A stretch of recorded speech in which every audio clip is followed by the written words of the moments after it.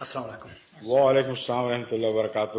میں ڈاکٹر مرحوم محمد یوسف شاہ صاحب جو کہ مشن پہ تھے نائجیریا. ہاں کرنل یوسف صاحب. ہاں جی. ہاں ان کے جو لڑکے ہیں یحییٰ خضر، ان کا میں کزن. ان کے کزن ہیں. ہاں جی. کس طرف سے؟ والد کی طرف سے؟ والدہ کی طرف سے. والدہ کی طرف سے. ہاں جی. اچھا ٹھیک ہے. میری ہمدردیاں چونکہ میری والدہ صاحبہ جو ہیں وہ احمدی تھیں جی تو میں شروع سے احمدیوں کے لیے لڑتا آ رہا ہوں، لیکن احمدی ہوں نہیں. ٹھیک. جہاں بھی کوئی ذکر ہوتا ہے کہ بھائی احمدی لوگ جو ہیں وہ کافر ہیں یا وہاں روے میں حوریں ہوتی ہیں یا یہ ہوتا ہے وہ ہوتا ہے، تو مجھے ڈیفینڈ کرنا پڑتا ہے کیونکہ میں احمدیوں کو بڑے قریب سے لیکن والدہ کی خاطر. ہاں جی. ویسے بھی میں نے احمدیوں کو قریب سے دیکھا، مجھے کوئی ایسی غلط بات نظر نہیں آئی جس کی وجہ سے میں چھوڑا. اپنی ماں کو دیکھا گھر میں اور اپنے عزیزوں کو دیکھا، جب غلط بات نظر نہیں آئی تھی چھوڑ کے کہاں چلے گئے؟ نہیں، میں نے ان کو چھوڑا بھی نہیں. میں اپنے آپ کو مسلمان سمجھتا ہوں کیونکہ میرے رشتہ دار جو ہیں احمدی بھی ہیں، شیعہ بھی ہیں، سنی بھی ہیں، سب کو میں نے قریب سے دیکھا. ٹھیک ہے. تو مسئلہ بھی یہ پیدا ہوا ہے، ابھی کچھ عرصے سے میں جو ہے وہ جمعہ پڑھنے کے لیے بھی جا رہا ہوں. تو احمدی میں مجھے کوئی ایسی بات غلط نظر نہیں آئی جس کی وجہ سے مجھے ڈر لگے کہ چلو جی میں وہاں جاتا ہوں کہ مجھے غلط بات جو ہے. کہیں اور کوئی غلط بات نظر آئی کہ نہیں؟ نہیں، مجھے کوئی ایسی غلط بات جو ہے وہ نظر نہیں آئی. احمدیوں کو چھوڑ کر جی باقی جگہوں پر بھی کوئی غلط بات نظر آئی کہ نہیں؟ وہ تو خیر جو آدمی سارے فرقوں کو قریب سے دیکھتا ہے اسے پتہ چل ہی جاتا ہے کہ غلط یہ کون ہے. پوچھو، جواب بھی دے نا اسٹریٹ فارورڈلی. بالکل فرق ہے، ڈیفینیٹلی. تو پھر وہاں غلط آئی یہاں نہیں آئی تو وہاں کیوں بیٹھے ہوئے، یہاں کیوں نہیں آ جاتا؟ ابھی اس کے لیے جو ہے جی میں کوشش کر رہا ہوں پہنچنے کے لیے. ٹھیک ہے، جزاک اللہ. اور کوئی آیت کریمہ آپ کے کام آئے گی. ہاں جی. تو اخلاص سے کوشش کریں، دعا کریں. صحیح ہے. اور ہو سکتا ہے آپ کے دل میں جو نیکی تھی شروع سے کہ حمایت کرتے رہے مخالفت کے باوجود، وہی آپ کے کام آ جائے. صحیح ہے. اللہ تعالیٰ اس طرح بھی جزا دیا کرتا ہے. صحیح ہے. جی تو ابھی بات یہ ہے کہ ابھی تھوڑا عرصہ ہوا ہے میں پاکستان گیا ہوں. جی. تو میرے کزن ایک جو ہیں ان کی والدہ جو ہیں وہ بھی احمدی تھی. اچھا. تو وہ ابھی تبلیغی جماعت میں وہ شامل ہوئے ہیں. اچھا. تو جو بھی وہاں ان کے گھر جائے وہاں بحث شروع ہو جاتی ہے کہ تم مسلمان ہو جاؤ، ٹھیک ہے. نمازیں پڑھا کیا کرو اور اپنے مال جو ہے وہ ٹھیک کرو. تو میں نے انہیں ذکر کیا کہ بھائی میں اب جو ہے وہ احمدیوں کے ساتھ جمعہ پڑھتا ہوں. ٹھیک. تو کہنے لگے تو آپ تو مرتد ہو رہے ہیں، گمراہ ہو رہے ہیں. تو میں نے کہا بھائی دیکھو مجھے یہ نہیں پتا کہ وہ غلط ہے صحیح ہیں، لیکن مجھے ایک بات کا پتا ہے کہ جو باتیں وہ کرتے ہیں وہ آپ کو غلط باتیں نہیں، وہ یہ نہیں کہتے کہ چوری کرو یا ڈاکہ مارو. ان کی باتوں میں مجھے کوئی ایسی غلط بات نظر نہیں آئی جس سے میں کہوں کہ یہ لوگ جو ہے غلط ہے. تو اس لیے میرے خیال میں تو وہ ٹھیک ہے. تو وہ گیا جا کے کتاب جو ہے وہ ایک اٹھا لایا، بڑی اس نے ورکے جو ہے ٹٹولے نکالے. ہاں جی. تو وہ کہنے لگا کہ آپ ایسے کرنا کہ اب جب تم واپس جاؤ تو یہ ایک ان سے سوال کرنا. ٹھیک. میں نے کہا ٹھیک ہے بھائی، میرے خیال میں تو کوئی ایسی بات نہیں، میں سوال پوچھ لوں گا ان سے. تو وہ میں نے خود وہ جو ہے وہ کتاب تو مجھے یاد نہیں کیونکہ مگر جو بھی آپ نے پڑھا ہے اس میں مجھے یاد آ جائے گا. ہاں جی. تو اس میں وہ یہ لکھا ہوا تھا کہ مرزا صاحب کی وہ کہہ رہے تھے کتاب تھی، کافی موٹی کتاب تھی. تو اس میں یہ لکھا ہوا تھا کہ میں جو ہے مجھے اللہ تعالیٰ نے مریم بنایا اور میں اپنے ہی پیٹ سے پیدا ہوا. یہ نہیں لکھا ہوا. اچھا. اپنے پیٹ سے پیدا ہوا. تو یہ جو کچھ میں نے وہاں پڑھا میں سمجھ گیا ہوں. آپ کا جو سوال ہے لیکن رکھیں اب. ہاں جی. مجھے سمجھ آ گئی ہے. تو یہ سننے کے بعد میں نے انہوں نے مجھے جلدی سے نا وہ میری بات سن لیجیے، بیٹھ جائیں. ٹھیک. آپ کا سوال بڑی وضاحت سے میں پیش کروں گا اور اس کا جواب بھی دوں گا. میں نے عرض کیا تھا کہ میرا تو واسطہ علماء سے بڑی دیر سے پڑا ہوا ہے، اور جتنے بھی اعتراض آج کل لوگوں کے سامنے پیش کیے جاتے ہیں یا چھپے ہوئے پلندے شائع کیے جاتے ہیں، تقسیم کیے جاتے ہیں، وہ میرے علم میں ہیں. تو چونکہ آپ کو پورا علم نہیں، اس لیے ہو سکتا ہے آپ کا سوال ذرا اکھڑا رہے. میں بتا دیتا ہوں. حضرت مسیح موعود علیہ الصلوۃ والسلام نے یہ لکھا ہے کہ ایک ایسا دور تھا جب مجھ پر مریمی کیفیت طاری تھی، اور وہ بہت ہی تکلیف کا دور تھا.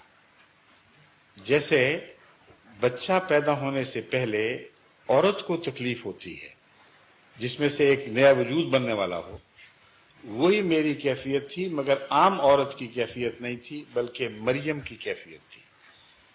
اور جیسا مریم کے پیٹ سے عیسیٰ نے وجود پکڑا اور وہ ظاہر ہوا، اسی طرح میری اس تکلیف کی حالت کے بعد مجھے اللہ تعالیٰ نے مسیح کے مقام پر فائز فرمایا، اور یہ گویا روحانی بچہ میری مریمی کیفیت کا نتیجہ ہے۔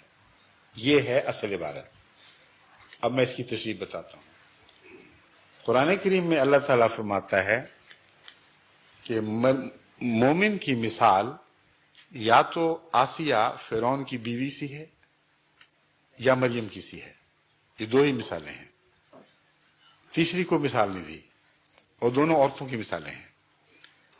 اور مریم کی مثال دینے کے بعد فرمایا کہ مریم جس نے اپنی عصمت کی حفاظت کی اور اس میں کوئی ذاتی تمنا پیدا نہیں ہوئی کچھ کرنے کی، کچھ حاصل کرنے کی، ہم نے اس میں روح پھونکی اور پھر اس میں سے وہ روحانی بیٹا پیدا ہوا۔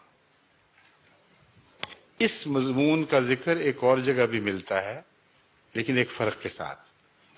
وہاں اللہ تعالیٰ فرماتا ہے وَنَفَخْتُ فِيهَا مِن رُوحِنَا، ہم نے اس مریم یعنی ہا عورت میں اپنی روح پھونکی۔ یہاں مرد میں روح پھونکنے کا ذکر ہے، فَنَفَخْنَا فِيهِ مِن رُوحِنَا۔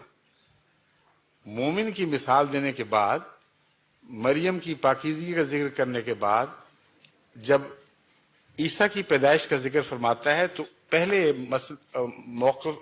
طرز بیان سے ہٹ جاتا ہے۔ جہاں خالص مریم کا ذکر ہے اور مومن کی مثال نہیں، وہاں فرمایا ہے ہم نے اس عورت میں اپنی روح پھونکی۔ یہاں فرماتا ہے ہم نے اس مرد میں روح پھونکی۔ تو سوال یہ پیدا ہوتا ہے کہ مومن کیسے مریم ہو سکتا ہے اگر مریمی حالت اس پر طاری کبھی نہ ہو؟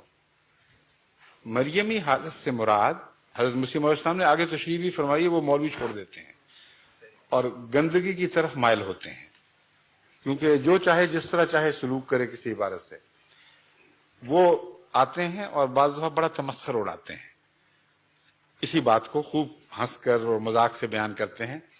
ایک دفعہ مسجد اقصیٰ میں ہماری مجلس سوال جواب تھی جلسے کے دنوں میں، جلسہ سالانہ میں، چونکہ 1 لاکھ سے زیادہ آدمی آئے ہوئے تھے، اس لیے ہم مختلف جگہوں پہ میں رات کو اپنا وقت نکال کر اکٹھا لوگوں کو ساتھ سوال جواب کی مجلسیں لگایا کرتا۔ خلافت سے پہلے کی بات کر رہا ہوں۔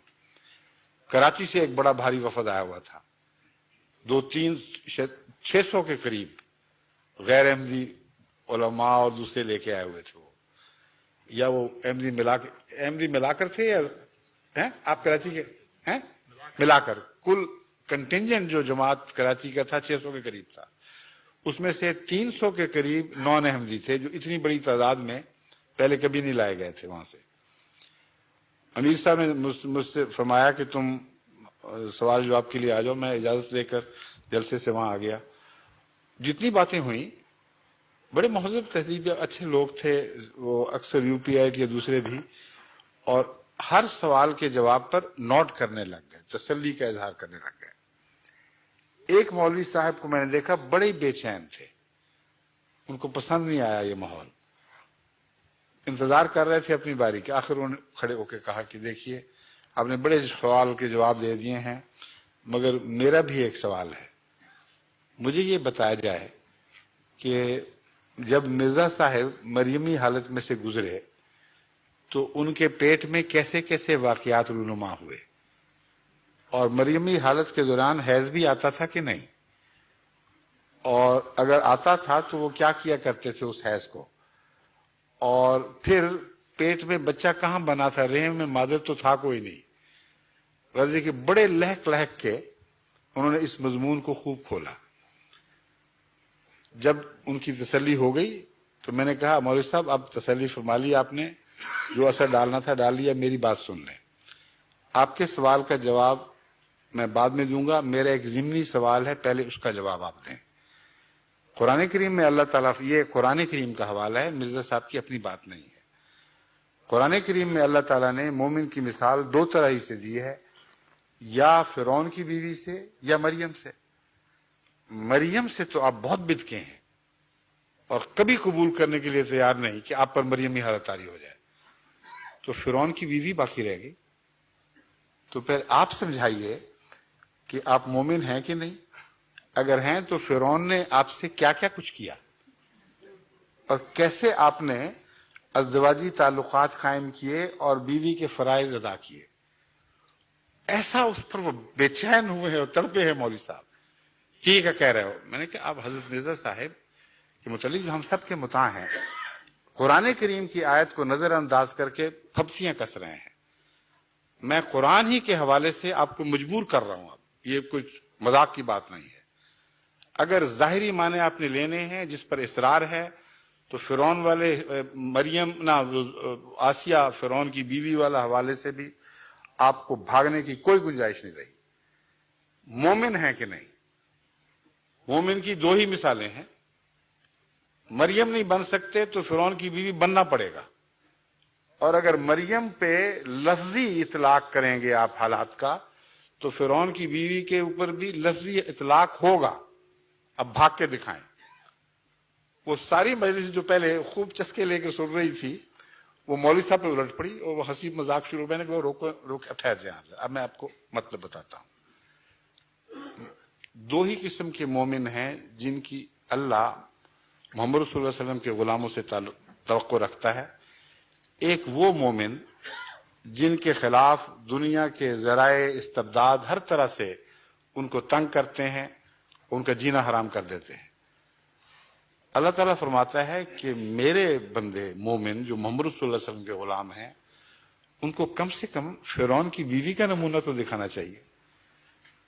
وہ ایک ایسے جابر بادشاہ کے تابع تھی جو خطرناک دشمن تھا موسیٰ کا، اور وہ بیوی اسی موسیٰ پر ایمان لے آئی جو گھر میں پلا تھا، اور فرعون کے استبداد کی اس نے کچھ پرواہ نہیں کی. خدا کے حضور گریہ ازاری کرتی رہی لیکن ایک لمحہ کے لیے بھی اپنے ایمان سے پیچھے نہیں ہٹی. تو عام مومن تو اس قسم کے خطرناک حالات کا تصور بھی نہیں کر سکتے، کیونکہ اتنا جابر بادشاہ اور کبھی کوئی نہیں گزرا جس کا قرآن نے ذکر کیا ہو. تو کم سے کم فرعون کی بیوی بن کے دکھا دو، اپنے ایمان کی حفاظت کرو، دنیا کی پرواہ نہ کرو. اور اعلیٰ درجے کے مومن وہ ہیں جن میں روحانی ترقی کی نفسانی خواہش کوئی نہیں ہوتی. وہ ادنا سی بھی تمنا نہیں رکھتے کہ ان کو اعلیٰ مراتب نصیب ہوں. وہ خالصتاً اللہ کے لیے وقف رہتے ہیں جیسے مریم وقف تھی. کسی غیر نے اس کو چھوا نہیں، یعنی شیطان کی لمس سے یہ مومن پاک ہوتے ہیں، اور ان کے اندر سے جو روحانی بچہ پیدا ہوتا ہے وہ شیطانی لمس سے نہیں ہوتا بلکہ اللہ کی روح سے پیدا ہوتا ہے. اور اسی لیے وہاں یہ نہیں فرمایا کہ مریم میں روح پھونکی بلکہ اس مرد میں روح پھونکی، یعنی مومن کی طرف اشارہ کر دیا. تو میں نے کہا یہ واقعہ تو ہو گیا ہے. حضرت مسیح موعود علیہ السلام کی زندگی پر نظر ڈال کے دیکھیں، آپ کو کسی روحانی درجے کی کوئی تمنا نہیں تھی. آپ تو دنیا سے منہ موڑ کے گوشہ نشین ہوئے بیٹھے تھے.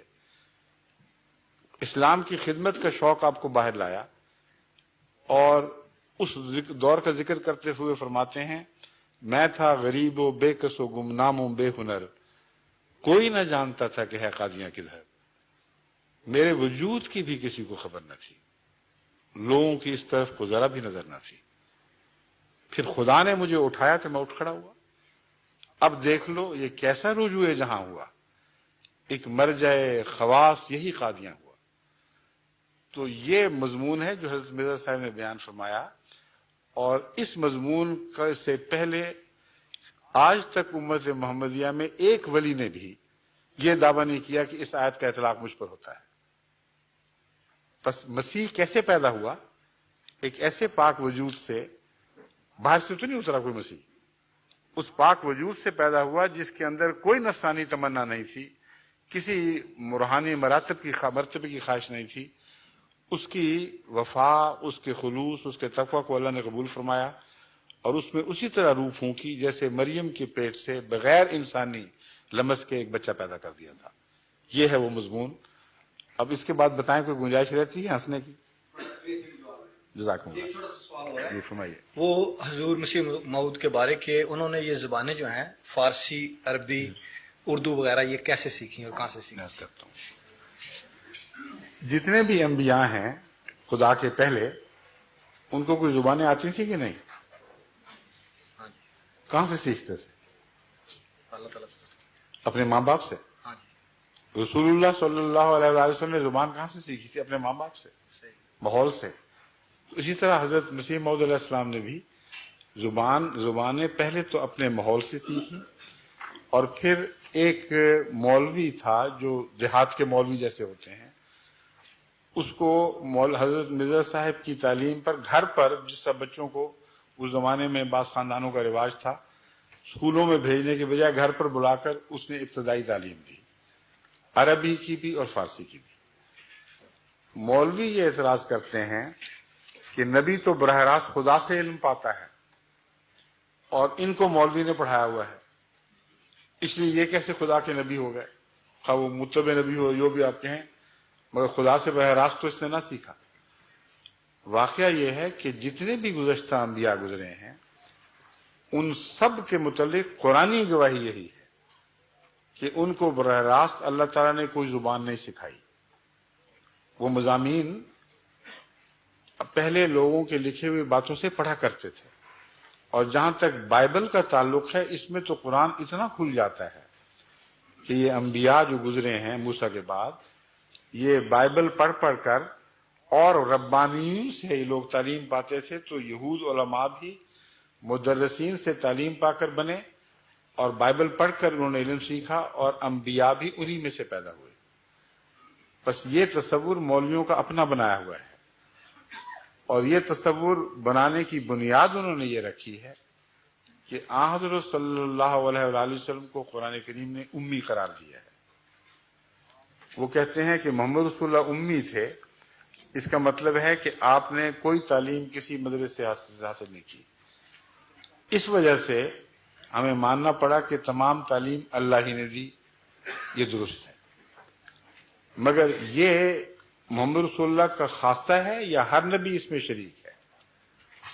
اگر ہر نبی ہی امی تھا تو حضرت محمد رسول اللہ صلی اللہ علیہ وآلہ وسلم کا کیا امتیاز ہوا، کیا خصوصیت ہوئی کہ صرف آپ ہی کو نبی امی کہا جائے؟ پھر تو 1,24,000 امیین میں سے ایک یہ بھی امی تھے۔ بس آپ کا لقب امی نبی ظاہر کرتا ہے کہ یہ حضرت محمد رسول اللہ صلی اللہ علیہ وسلم کے ساتھ اللہ تعالیٰ کے ایک امتیازی سلوک تھا کہ جس کو تمام جہانوں کا معلم بنانا تھا، اسے الف بے بھی نہیں پڑھنے دی، اور جو علم عطا فرمایا خود عطا فرمایا، لیکن الف بے کا علم پھر بھی نہیں عطا فرمایا، کیونکہ جب رسول اللہ صلی اللہ علیہ وسلم نے سورہ حدیبیہ کے موقع پر دستخط کرنے تھے تو فرمایا کہ دیکھو بتاؤ کہاں کیا لکھا ہوا ہے، مجھے بتاؤ میں کہاں دستخط کروں۔ نبی بن چکے ہیں، اور فتح مکہ سے 2-3 سال پہلے کا واقعہ ہے کہ آپ ابھی تک الف بے پڑھنا نہیں جانتے، اپنا نام لکھنا صرف سیکھ لیا تھا دستخطوں کی خاطر۔ تو معلوم ہوا کہ جس انسانی تعلیم سے آپ کو محروم رکھا گیا، وہ تعلیم خدا نے خود بھی نہ دی۔ محروم اس لیے رکھا گیا تاکہ کوئی یہ نہ کہے کہ پڑھ لکھ کر اس نے دوسری الہی کتب کی نقل ماری اور علم بائبل سے حاصل کیا یا دوسرے صحیفوں سے حاصل کیا۔ اور سب دنیا کے معلم کو سب سے زیادہ امی کے طور پر پیش فرمایا ہے۔ اس امتیاز میں نہ پہلے کوئی نبی شامل نہ بعد والا ہو سکتا ہے۔ اگر یہ توقع رکھیں کہ امام مہدی بھی امی ہوگا تو اس کا مطلب یہ ہے کہ امام مہدی قرآن نہیں پڑھ سکے گا، حدیث نہیں پڑھ سکے گا۔ اگر وہ سن کر تعلیم حاصل کرے تو پھر بھی طالب علم بن گیا اور مولوی کا پڑھایا ہوا ہو گیا۔ اگر اس کو ایسی جگہ رکھا جائے کہ کان میں اشارتاً بھی کوئی لفظ دور کی آواز سے بھی نہ پڑے تو پھر وہ امی بنے گا۔ تو کیا اس پر قرآن دوبارہ نازل ہوگا؟ کیا احادیث اس پر دوبارہ نازل ہوں گی؟ اس لیے یہ تصور ہی جاہلانہ ہے کہ مرزا صاحب نے مولوی سے تعلیم حاصل کر لی۔ ہر نبی تعلیم حاصل کرتا تھا، امی صرف محمد رسول اللہ صلی اللہ علیہ وسلم نہیں ہے۔ سمجھے؟ جزاکم اللہ، شکریہ۔